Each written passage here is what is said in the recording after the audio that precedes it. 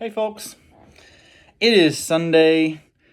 That means it's time for another video, and I've had a couple of people ask about my approach to real estate, and I really mean the approach as in how did I get into it? How did I begin the whole process of getting my license, practicing real estate, and actually making money at it? I mean, we're not out here doing it for volunteer service. This is actually a career. So I'm going to talk about that today. I was teaching school spring of 2023 and seriously questioning where I'm going in life. Is this a good fit for me? At that point, I had been teaching for a number of years and I was feeling burnt out.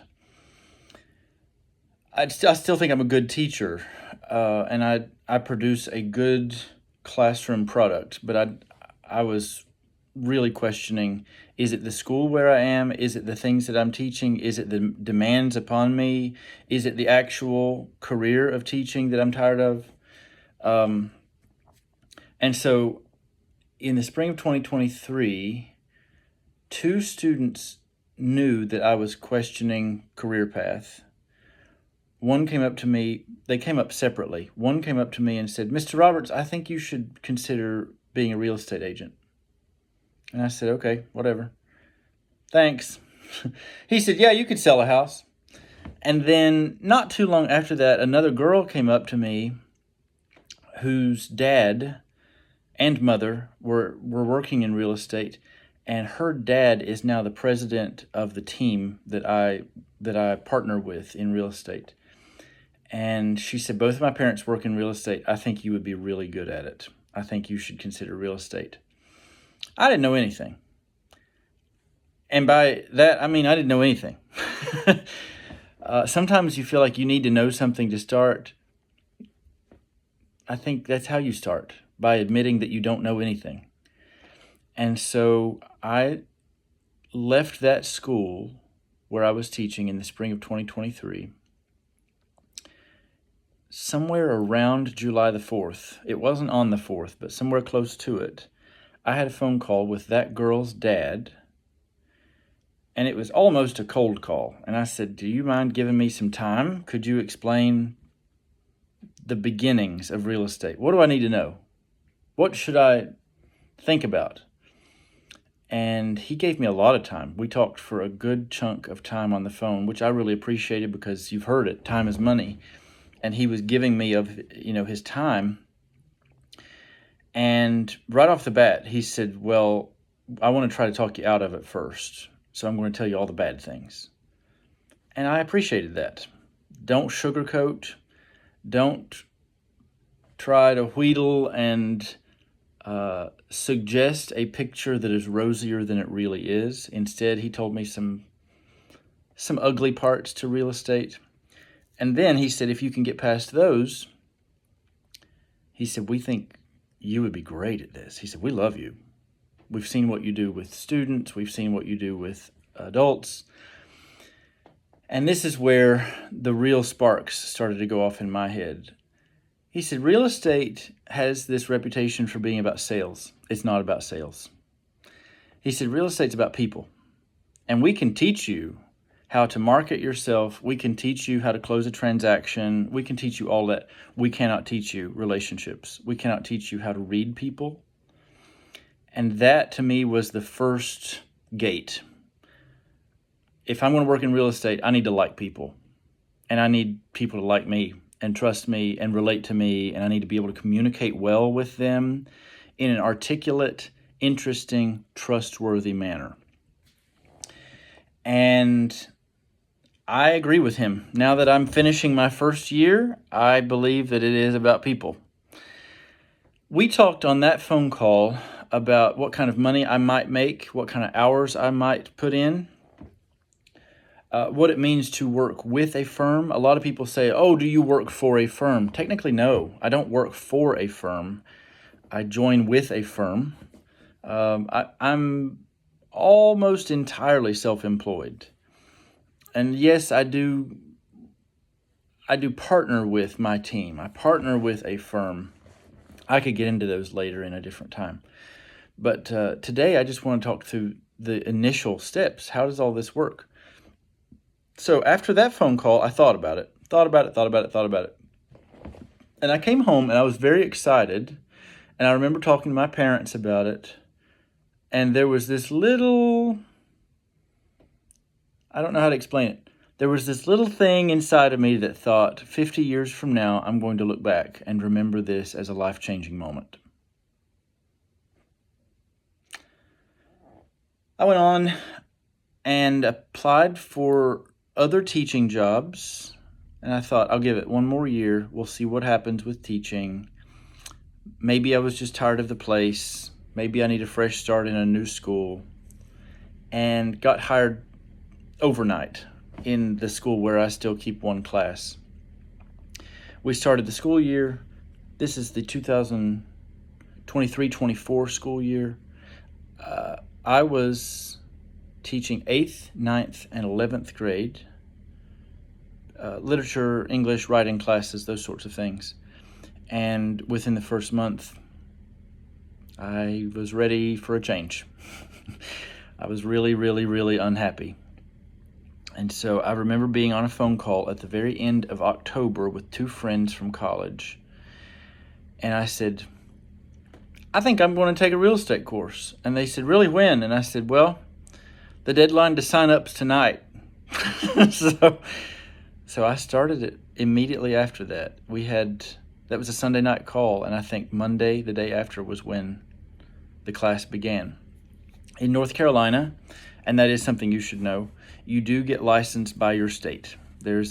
For us, it's called the NCREC, North Carolina Real Estate Commission, and they oversee all licensing.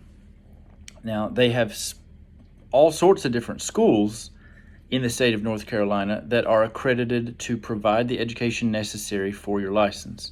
First things first, you do a pre-licensing class. That pre-licensing class, if my memory serves me correctly, it was 75 hours. And there were all kinds of options. You could do in person, you could go at your own pace, you could do a Zoom call version, and that's what I did because I was working a full-time job. So for 4 hours, I think that's it, 4 hours on Monday nights, I did my real estate class. And there was a monitor on there making sure that my camera was on and that I was actually participating. They were very, very, very strict about those things. You cannot be driving. You cannot have the screen blacked out. You have to have your face visible. And they move very quickly. She would say, well, I'd like to have everybody, how was that? She'd say, I'd like to have everybody finish this 150 question exam by tomorrow in class. Well, class was Monday, Tuesday, Wednesday, 4 hours each evening, beginning at 6 o'clock. I work a full-time job. I'm the one who buys groceries, gets the tires changed or rotated and the oil changed, and it gets the trash to the street. And many people could say, oh, it's so easy for you. You don't have any kids. You don't have a wife. All you do is focus on yourself. And I admit, I do have some freedom that others would not have. I also don't have help that others would have. And so I remember during this time, I had a tooth issue, and I had to go to the dentist multiple times. If that takes an hour out of my after school, but before that real estate class time, when am I taking my 150 question exam? And have I done all of the reading to prepare for it? It was a very, very, very challenging class. I cannot overstate that. Other people are going to say, it was a breeze. It was a breeze. Listen, what's easy for you is hard for me. What's easy for me is hard for you. That's what makes the world go round. We have different skills, proclivities, talents, etc. And I'll tell you straight up, real estate was very, very hard for me. At the end of the 75 hours, you take your pre-licensing exam with the course. This is just to pass the class. Mine was scheduled for 2 days after Christmas. That's the worst time. That's the worst. And I failed. I failed my exam on the first time. I think I failed by 3 or 4 questions. I don't remember exactly because I've tried to wipe it from my memory. But I failed by 3 or 4 questions. Those questions are all online. You have a monitor, you have a real person on the other end of a phone call, video call, watching you take your exam. They want to see what's in your hands. They want to see all the way around the room and make sure you don't have things posted up. The way you take your exam online, it locks your screens so that you can't click around into other web browsers. And at one point even, she said, I'm getting a glare off of your screen. I need you to tilt your screen in a different direction. They're very, very, very attentive. And like I said, I failed that first exam. They give you 2 tries. The second try has to be taken within 20 days after failing the first try. And so I took that second one mid-January. And I think I took it Martin Luther King weekend. And I passed. I don't know how many I missed. Don't care. Don't care. I like to tell myself that I passed with a perfect score because it doesn't tell you how many you missed. So, passed with flying colors. But that was an enormous, enormous relief. And you say, well, what's the big deal? You passed an exam. You failed an exam. If you fail 2 times the course exam, you have to retake the entire 75-hour course and repay for it. You're paying for it again. I think there's a discount, but nonetheless, who wants to pay for that twice? I did pass. I texted my teacher for the course, and she said, of the North, and she may be right, she may be wrong, but this is what she said. Of the folks in North Carolina who take that exam, after they've taken the course, only 15% of North Carolina residents pass that course the first time. 15%. What does that tell me? They're trying to weed people out. If you're not serious about learning these little teeny tiny nitpicky things about real estate law, they don't want you in there. And that is the course. They're not teaching you how to sell real estate. They're teaching you how not to lose your license. They're teaching you kind of basics about real estate law, financing, the build of a home, measuring lots. One guy told me, he said, you don't use any of this stuff, but you have to know it. After you pass your course exam, then you have to take your state and national exams concurrently. And I passed both of those the first time. Everybody says, take them immediately. Take them as soon as you've passed your course exam. That way everything's fresh in your mind. That would be good advice. But I was traumatized, so I waited until Easter. Truly, I had a hard time with that real estate course and the exams. And you could say, well, you're trying to scare people away. Yeah, I am. This is not for the faint of heart. If you're not going to commit to it and do it, then don't do it. I went through some real sleep issues, digestive issues, self-doubt issues as I took this class. I'm a good learner. That's what I do. And I'm failing exams on real estate? I felt like this is crushing me, and I should be good at it. So I did wait until Easter, and I took my state and national exams. Honestly, this is just my opinion. I felt like the state and national exams were easier than the course exam. Different people may have a different opinion on that. I also received some private tutoring, just 2 or 3 sessions, I think. I had to pay for those. So when people start asking, well, how much does it cost? I think the course itself, and this is off of my memory, I think the course itself was somewhere around $700. It came with the textbook and a workbook, both of which were about 3 inches thick. These are hefty texts with lots of math homework, lots of practice quizzes, and it is for you to sit down and do. If you do the online version like I did, which I really don't love, I just did it because the time worked for me. I'm much better at learning in class, in person. I'm the guy who sits in the front of the row and asks all the questions. Well, when you're on a Zoom call, it doesn't work the same. But yeah, $700 covered the class. I think it covered the textbook. I think it covered the exam, but I can't promise that. In general, when you take an exam, you're going to have to pay per exam. And I know that I did have to pay for the state and national exams. Then, once you've passed all of those things, you are considered a provisional broker, a licensee. And in order to practice real estate, you have to join with a firm. You have to join with a firm. And that's key. I'm not working for the firm, I'm joining with the firm.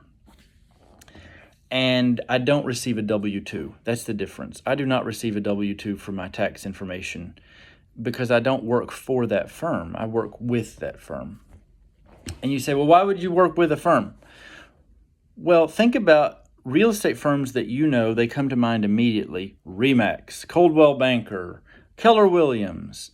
Those are places that have huge name recognition. And so people ask you, Zach, you're working in real estate. Who you working with? And I say, Coldwell Banker. Oh, yeah, we knew somebody who did. And it sparks this familiarity in people's minds. What's the downside to that? Well, depending on the firm that you choose to work with, there are going to be pros and cons. And you may receive more benefits. They have better technology, great mentors. They provide a better split in the compensation. When you make a paycheck off of a sale, it goes through your firm. That firm keeps a portion and you keep a portion. Well, different firms are going to keep different portions. So I was advised from the get-go, do your research. Do not just join a firm. You need to figure out which one suits you. And there are small boutique firms. There are large ones, nationally recognized. And I joined one called Real Broker, LLC. Real Broker is a cloud-based firm, meaning we do not have an office. I don't drive in and park somewhere and work in the office every day. I work from home because we're cloud-based. I connect with my other colleagues online and through a whole host of different Zoom calls and meetings, and sometimes we do meet in person. But I'm not going to go too deeply in depth with that in this video. It provided certain benefits that were right for me, and another firm may provide benefits that are right for you. Then I also joined a team, and that's where I mentioned earlier the girl who came and spoke to me at school. Her dad is the president of that team. He's the one who started the team. And a team also comes with certain benefits. I can talk about those in a different video. But I joined with that firm, Real Broker, LLC, and the name of my team is Premier Group. And they immediately gave me a mentor and an onboarding checklist, all of these different things to get started. And I will not lie to you, it was entirely overwhelming. Because with a normal job, you get in your car, you put on your suit and tie, you show up to your first day of work, they give you a name tag, and they say, here's the orientation for the new hires, and here's your desk, and here's your new schedule, and here's where the lunchroom is. Real estate doesn't work that way, or it didn't for me. You just have to get in there and start digging and figuring out. You watch a class, you go to this meeting, you call the mentor, you talk to everybody you can talk to and tell them, have you heard I'm working in real estate? Because the number one hurdle for your first year in real estate is letting people know that you work in real estate. Everybody thinks I'm a teacher, so I have to let them know that I'm working in real estate. I have some more bad news. After you've joined your firm and you start working in real estate, then you have to take something called a post-licensing class. Pre-licensing was 75 hours, and you thought that that was pure hell. Post-licensing is 90 hours. And once again, you can do in person. You can go at your own pace on an online course. You can do some sort of a Zoom course. All different schools. You find those on your state list of approved schools. You have to pay for that too. I told somebody, if you're going to be a doctor, you pay hundreds of thousands of dollars, but in debt, and you know up front, I'm going into enormous debt for this career path. Real estate's not like that. They nickel and dime you to death. It's $40 here, $300 there, $1,000 here. And they're all pretty necessary. You really need this thing. You have to have that exam. All of those different things to get started. And I spoke with a fellow this week and I said, I think getting my feet into real estate, I think it was under 10 grand, maybe even under 8 grand, all total. That's courses, that's joining your local real estate association so that you have access to their listings.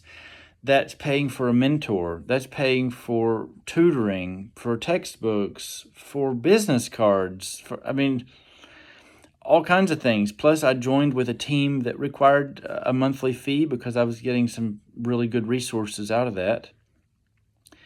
And maybe I'm measuring it a little high or a little low. It's just a ballpark number. And other people who are real estate agents may be watching this and saying, good night, why did you pay that much? Or others say, wow, how did he do that? We're all different. Just know that. We're all different. I know my videos going a little bit longer, and every week these videos keep getting longer and longer. Can you tell I like to talk? When I was in kindergarten, my little report card would come home. We didn't get A's and B's. We got pluses and minuses when I was in kindergarten. And at the bottom, the teacher would write the comments, and she would say, he's bright. He does good work. He's very capable, but he never shuts up. So I'm going to shut up. I think I'll come back and do some more on this, how I started as a real estate agent. I think this might be interesting and useful to some of you. That first year, though, it's all about letting people know that you're a real estate agent. Have you noticed? I showed up a whole lot more on social media after I became a real estate agent, just trying to remind people, front of mind, when you think real estate, think Zach Roberts. And so far, it's working pretty well for me. I have way more information I can give, but this is a good start today, and I'll come back another day and give you some more. Hope you're having a great day. It's a rainy one here in Greensboro, and I am thankful for it because that means I am not using the water hose to water the garden. Y'all have a great week. Bye-bye.